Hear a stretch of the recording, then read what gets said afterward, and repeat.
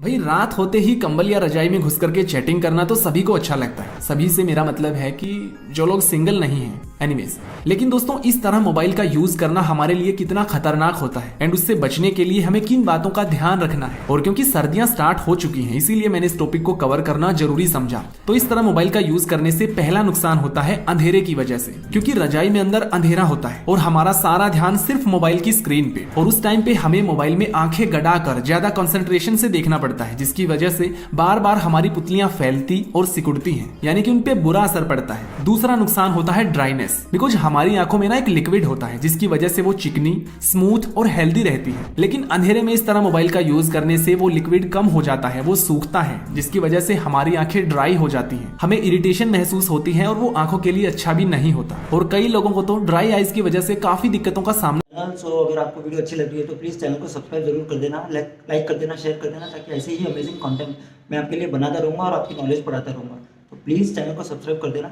Thank you. करना पड़ता है। तीसरा नुकसान है ऑक्सीजन की कमी। डेफिनेटली पहली बात तो ये बोली गई है कि हमें मुंह ढक करके नहीं सोना चाहिए, बिकॉज इसकी वजह से हमारे ब्रेन को पूरी रात इनफ ऑक्सीजन नहीं मिल पाती, जिसकी वजह से हेडेक, वोमिटिंग की फील आना, स्लीप क्वालिटी उतनी अच्छी ना होना और भी कई सारे नुकसान हैं। लेकिन अगर हम आंखों की बात करें, वो तो वैसे ही डायरेक्ट हवा से एब्जॉर्ब करती हैं, तो उनको भी ऑक्सीजन कम मिलती है। और सबसे बड़ी बात कि उस टाइम पे हम सो नहीं रहे होते, जागते हैं, मोबाइल का यूज करते हैं, यानी कि अपनी आंखों से हम काम कर रहे हैं, लेकिन उनको उतना फ्यूल यानी कि ऑक्सीजन प्रोवाइड नहीं करा रहे। इससे नुकसान तो होगा ही ना। और ऐसा करने से क्या है कि हमारी आंखों की जो मसल्स हैं वो हमारे आईबॉल को सेंटर में रखने के लिए, लेफ्ट राइट मूव करने के लिए काम करती हैं।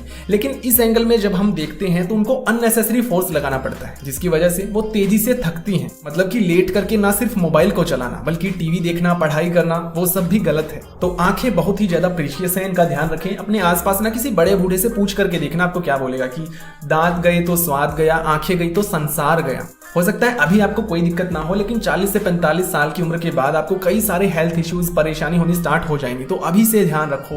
कुछ निब्बा निब्बी हैं जो कि बात को मानेंगे नहीं, तो उनके लिए मैं टिप्स देना चाहता हूँ। देखो वैसे तो मैंने आपको रियलिटी बता दी कि ये सब अवॉइड करना चाहिए, क्या क्या इससे नुकसान होता है।